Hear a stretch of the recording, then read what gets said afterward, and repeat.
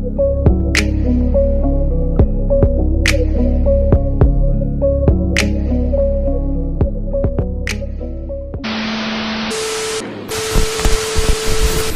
are not comfortable for white people.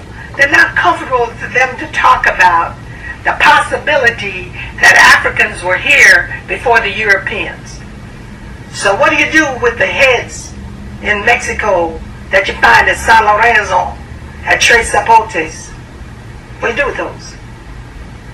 Alright? You ignore them. What do you do with Columbus's diary that says the Africans know a way to the west, but it goes around the doldrums, we would never survive? What do you do with that? You ignore it. What do you do with Balboa's diary that says we came upon this African village in the isthmus?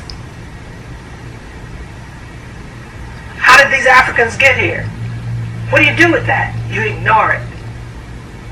Why? To preserve the myth that the Europeans were here first.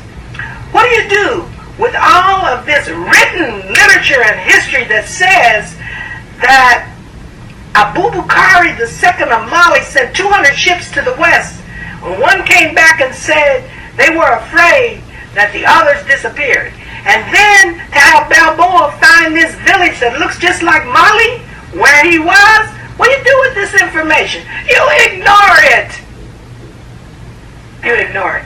Why? To preserve the myth of white superiority. That's what our whole educational process is devoted to. What do you do with this whole history? This is a written history, my dear. Written. I'm not talking about hearsay. I'm not talking about a griot said this. I'm not talking about something handed down from one generation to the other through voice. I'm talking about written history of the Egyptians. What do you do with this? You ignore it.